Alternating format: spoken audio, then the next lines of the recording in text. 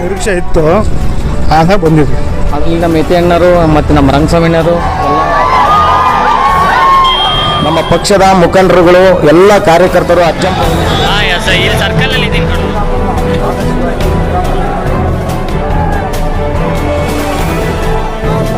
ಪ್ರತಿತಂತ್ರವನ್ನು ರೂಪಿಸಿ ಇವತ್ತು ಅಜ್ಜಂಪುರ ಪಟ್ಟಣ ಚುನಾವಣೆ ಪೂರ್ವವಾಗಿ ಚುನಾವಣೆಯ ನಡೆಯುವಂಥ ದಿವಸದಲ್ಲಿ ನಾವು ಮಾತು ನೆನಪಿಟ್ಟುಕೊಂಡಂಥ ಶ್ರೀರಾಮನ ಆದರ್ಶವಾಗಿ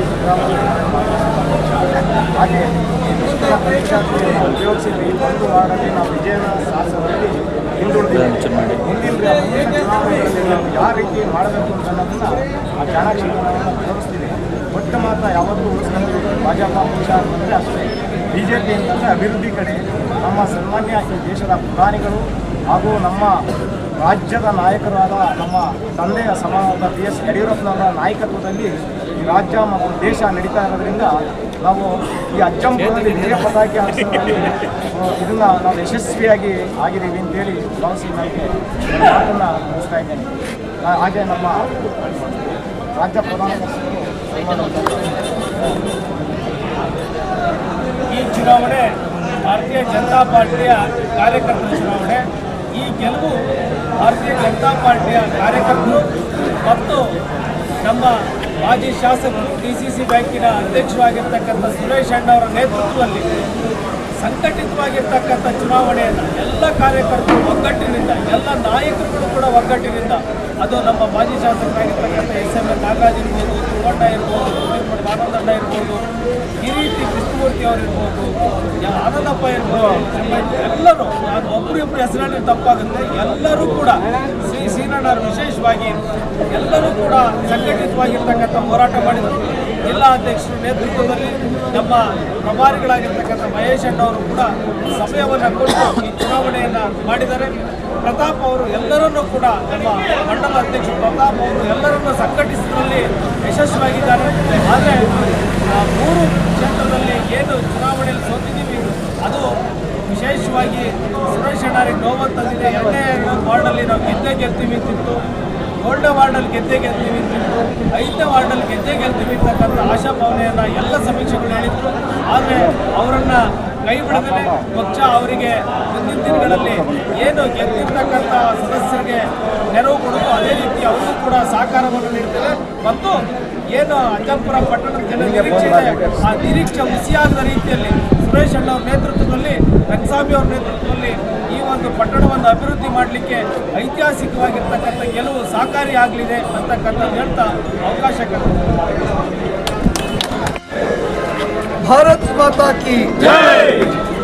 ಮತ್ತು ಅಜ್ಜಂಪುರ ಪಟ್ಟಣ ಪಂಚಾಯಿತಿಯನ್ನು ಭಾರತೀಯ ಜನತಾ ಪಾರ್ಟಿಯ ತೆಕ್ಕೆಗೆ ಹಾಕುವಲ್ಲಿ ಅಜ್ಜಂಪುರದ ಎಲ್ಲ ಮತದಾರರು ಇವತ್ತು ಒಂದು ನಿರ್ಣಯವನ್ನು ಮಾಡಿ ತರೀಕೆರೆ ಕ್ಷೇತ್ರವನ್ನು ಮಾದರಿ ಕ್ಷೇತ್ರವನ್ನಾಗಿ ಮಾಡಬೇಕು ಅಂತ ಹೇಳಿ ಹೊರಟಿರ್ತಕ್ಕಂಥ ನಮ್ಮ DS ಸುರೇಶ್ ಅವರ ನೇತೃತ್ವದಲ್ಲಿ ಅಜ್ಜಂಪುರ ಪಟ್ಟಣ ಪಂಚಾಯಿತಿ ಚುನಾವಣೆಯನ್ನು ನಾವು ನೇರವಾಗಿ ಎದುರಿಸಿದ್ದೀವಿ. ನಿಮಗೆ ಗೊತ್ತಿದೆ, ರಾಜ್ಯದಲ್ಲಿ ಕಾಂಗ್ರೆಸ್ ಸರ್ಕಾರ ಅಧಿಕಾರದಲ್ಲಿದೆ. ಇಲ್ಲಿ ಕಾಂಗ್ರೆಸ್ನ ಶಾಸಕರು ಶ್ರೀನಿವಾಸ್ ಅವರು ಇಲ್ಲಿ ಅಧಿಕಾರದಲ್ಲಿದ್ದಾರೆ. ಚುನಾವಣೆಯಲ್ಲಿ ಯಾವ ರೀತಿಯಾದಂತಹ ತಂತ್ರಗಾರಿಕೆಯನ್ನು ಶ್ರೀನಿವಾಸ್ ಅವರು ಮಾಡ್ತಾ ಇದ್ರು ಅಂತ ತಮ್ಮೆಲ್ಲರಿಗೂ ಗೊತ್ತಿದೆ. ಆದರೆ ಭಾರತೀಯ ಜನತಾ ಪಾರ್ಟಿಯ ನಮ್ಮೆಲ್ಲ ನಾಯಕರುಗಳು, ಸನ್ಮಾನ್ಯ DS ಸುರೇಶ್ ಅವರ ನೇತೃತ್ವದಲ್ಲಿ ನಮ್ಮೆಲ್ಲ ನಾಯಕರುಗಳು ಆ ತಂತ್ರಕ್ಕೆ ಪ್ರತಿತಂತ್ರವನ್ನು ರೂಪಿಸಿ ಇವತ್ತು ಅಜ್ಜಂಪುರ ಪಟ್ಟಣ ಪಂಚಾಯಿತಿಯನ್ನು ಭಾರತೀಯ ಜನತಾ ಪಾರ್ಟಿಯ ಪರವಾಗಿ ಮಾಡಿಕೊಂಡಿದ್ದೀವಿ. ನಾನು ಸೋತಿರ್ತಕ್ಕಂಥ ನಮ್ಮ 4 ಅಭ್ಯರ್ಥಿಗಳು ಮತ್ತು ನಮ್ಮ ಮೈತ್ರಿ ಪಕ್ಷದ ಅಭ್ಯರ್ಥಿ JDSನಿಂದ ಸೋತಿರ್ತಕ್ಕಂಥವರಿಗೆ ನಾನು ಈ ಸಂದರ್ಭದಲ್ಲಿ ಒಂದು ಕಿವಿ ಮಾತನ್ನು ಹೇಳ್ತೀನಿ. ನಾವಿವತ್ತು 6 ಸ್ಥಾನವನ್ನು ಭಾರತೀಯ ಜನತಾ ಪಾರ್ಟಿ ಗೆದ್ದಿದ್ದೀವಿ. ಮೈತ್ರಿ ಸೇರಿ 5 ಸ್ಥಾನವನ್ನು ಸೋತಿದ್ದೀವಿ. ನೀವೇನು ಬೇಸರ ಪಡುವಂಥ ಅಗತ್ಯ ಇಲ್ಲ. ಚುನಾವಣೆಯಲ್ಲಿ ಸೋಲು ಗೆಲುವು ಸಹಜ. ಆದರೆ ಪಟ್ಟಣ ಪಂಚಾಯಿತಿ ಇವತ್ತು ಭಾರತೀಯ ಜನತಾ ಪಾರ್ಟಿಯ ನೇತೃತ್ವದಲ್ಲಿ ಭಾರತೀಯ ಜನತಾ ಪಾರ್ಟಿಯ ಅಧ್ಯಕ್ಷರಾಗಿ ಪಟ್ಟಣ ಪಂಚಾಯಿತಿಯಲ್ಲಿ ಕೆಲಸ ಮಾಡ್ತಾರೆ. ನಮಗೆ ಆ 5 ಕ್ಷೇತ್ರದಲ್ಲಿ 5 ವಾರ್ಡ್ಗಳಲ್ಲಿ ನೀವೇ ಸದಸ್ಯರು, ನೀವೇ ನಮ್ಮ ಸದಸ್ಯರು 5 ವಾರ್ಡಲ್ಲಿ. ನಮಗೆ ಒಟ್ಟಾರೆ 11 ಕ್ಷೇತ್ರದಲ್ಲಿ 6 ಗೆದ್ದಿದ್ದೀವಿ, 5ರಲ್ಲಿ ನೀವು ಸೋತಿರ್ಬೋದು. ಆದರೆ ಸೋತಿರ್ತಕ್ಕಂಥ ನಿಮ್ಮಗಳನ್ನ ಜೊತೆಲಿ ಸೇರಿಸಿಕೊಂಡು ಗೆದ್ದಿರ್ತಕ್ಕಂಥ ನಮ್ಮ 6 ಜನ ಸದಸ್ಯರು ಈ ಪಟ್ಟಣ ಪಂಚಾಯಿತಿಯನ್ನ ಮಾದರಿ ಪಟ್ಟಣ ಪಂಚಾಯಿತಿ. ಯಾಕೆಂದ್ರೆ ಅಜ್ಜಂಪುರ ತಾಲೂಕು ಆದ್ಮೇಲೆ ಇದು ಮೊದಲನೇ ಪಟ್ಟಣ ಪಂಚಾಯಿತಿ ಚುನಾವಣೆ. ಈ ಚುನಾವಣೆಯಲ್ಲಿ ಕೇವಲ ಗೆದ್ದವರು ಮಾತ್ರ ಅಲ್ಲ, ಸ್ಪರ್ಧೆ ಮಾಡಿದಂಥವ್ರು ಸಹ ಇತಿಹಾಸದಲ್ಲಿ ಉಳ್ಕೊಳ್ತಾರೆ. ಅಜ್ಜಂಪುರ ಮೊದಲನೇ ಪಟ್ಟಣ ಪಂಚಾಯತಿ ಇಂಥವ್ರು ಸ್ಪರ್ಧೆ ಮಾಡಿದ್ರು, ಇಂಥವ್ರು ಗೆದ್ರು, ಇಂಥವ್ರು ಅಧ್ಯಕ್ಷರಾದ್ರು, ಇಂಥವ್ರು ಉಪಾಧ್ಯಕ್ಷರಾದ್ರು ಅಂತೇಳಿ ಅಜ್ಜಂಪುರದ ಇತಿಹಾಸದಲ್ಲಿ ಈ ಹೆಸರುಗಳು ಉಳ್ಕೊಳ್ಳುತ್ತೆ. ಆ ದೃಷ್ಟಿಯಲ್ಲಿ ನೀವುಗಳು ಗೆದ್ದಂಥವ್ರು ಈ ಪಟ್ಟಣ ಪಂಚಾಯಿತಿಯನ್ನ ಎಲ್ಲರ ಜನರ, ಎಲ್ಲ ನಮ್ಮ ಕಾರ್ಯಕರ್ತರ, ಎಲ್ಲ ನಮ್ಮ ಪ್ರಮುಖರ ವಿಶ್ವಾಸವನ್ನು ತಗೊಂಡು, ಎಲ್ಲ ತಾಯಂದ್ರ ವಿಶ್ವಾಸವನ್ನು ತಗೊಂಡು ಈ ಕ್ಷೇತ್ರಕ್ಕೆ ಬರಬೇಕಾಗಿರ್ತಕ್ಕಂಥ ಎಲ್ಲ ಅನುದಾನವನ್ನು ಶಾಸಕರ ಮೇಲೆ, ಸರ್ಕಾರದ ಮೇಲೆ ಒತ್ತಡವನ್ನು ಹೇರಿ ತರಿಸ್ಕೊಂಡು ಈ ಪಂಚಾಯಿತಿಗೆ ಮತ್ತು ತಮಗೆ ಓಟ್ ಕೊಟ್ಟಿರ್ತಕ್ಕಂಥ ಎಲ್ಲ ಮತದಾರರ ಋಣವನ್ನು ತೀರಿಸುವಂಥ ಕೆಲಸವನ್ನು ನೀವು ಮಾಡಬೇಕು. ರಾಜ್ಯದಲ್ಲಿ ಇವತ್ತು ಸನ್ಮಾನ್ಯ ವಿಜೇಂದ್ರ ಯಡಿಯೂರಪ್ಪನವರ ಅಧ್ಯಕ್ಷತೆಯಲ್ಲಿ ಭಾರತೀಯ ಜನತಾ ಪಾರ್ಟಿ ನಾವು ಮುನ್ನಡೆಸ್ತಾ ಇದ್ದೀವಿ. ಇವತ್ತು ವಿಜೇಂದ್ರ ಯಡಿಯೂರಪ್ಪನವರಿಗೆ ನೀವು ಕೊಟ್ಟಂಥ ಶಕ್ತಿ ಇದು. ತರೀಕೆರೆ ಕ್ಷೇತ್ರದಲ್ಲಿ ಸನ್ಮಾನ್ಯ DS ಸುರೇಶ್ ಅವರಿಗೆ ಕೊಟ್ಟಂತ ಶಕ್ತಿ ಇದು. ಈ ಶಕ್ತಿ ಮುಂದಿನ 28ರ ಚುನಾವಣೆಯಲ್ಲಿ ತರೀಕೆರೆ ಕ್ಷೇತ್ರದಲ್ಲೂ ನಾವು ಬಿಜೆಪಿಯ ಶಾಸಕರಾಗಿ ಸುರೇಶ್ ಅವ್ರನ್ನ ಆಯ್ಕೆ ಮಾಡಬೇಕು. ರಾಜ್ಯದಲ್ಲಿ ಸನ್ಮಾನ್ಯ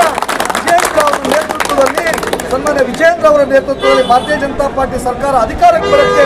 ಇದು ಮೊದಲ ಹೆಜ್ಜೆ ಅಂತೇಳಿ ನಾನು ಹೇಳ್ತಾ, ಈ ಚುನಾವಣೆಯಲ್ಲಿ ಭಾಗವಹಿಸಿ ಕೆಲಸ ಮಾಡಿರ್ತಕ್ಕಂಥ ನಾವೆಲ್ಲ ಕಿರಿಯ ನಾಯಕರುಗಳು ಮತ್ತು ನಾವೆಲ್ಲ ಮತದಾರರಿಗೆ ನಾನು ಭಾರತೀಯ ಜನತಾ ಪಾರ್ಟಿಯ ಜಿಲ್ಲಾಧ್ಯಕ್ಷನಾಗಿ ಹೃತ್ಪೂರ್ವಕವಾದ ಧನ್ಯವಾದಗಳನ್ನ ಹೇಳ್ತಾ, ಹಾಗೆ ಗೆದ್ದಿರ್ತಕ್ಕಂಥ ನಮ್ಮ 6 ಜನ ಸದಸ್ಯರಿಗೆ ಮತ್ತೊಮ್ಮೆ ಹೃದಯಪೂರ್ವಕ ಅಭಿನಂದನೆಗಳನ್ನ ಹೇಳ್ತಾ, ನಿಮ್ಮ ನೇತೃತ್ವದಲ್ಲಿ ಅಜ್ಜಂಪುರಕ್ಕೆ ಒಳ್ಳೆಯ ಹೆಸರು ಬರುವ ಹಾಗೆ ತಾವೆಲ್ಲರೂ ಕೆಲಸವನ್ನು ಮಾಡಿ ಭಾರತೀಯ ಜನತಾ ಪಾರ್ಟಿಯ ಕೀರ್ತಿ ಪತಾಕೆಯನ್ನ ಮತ್ತೊಮ್ಮೆ ನೀವು ಆಗಸದ ಎತ್ತರಕ್ಕೆ ನೀವು ತಗೊಂಡೋಗ್ಬೇಕು ಅಂತೇಳಿ ನಾನು ವಿನಂತಿಯನ್ನ ಮಾಡ್ತಾ ನನ್ನ ಮಾತನ್ನ ಮುಗಿಸ್ತೀನಿ. ಭಾರತ್ ಮಾತಾ ಕಿ ಜೈ.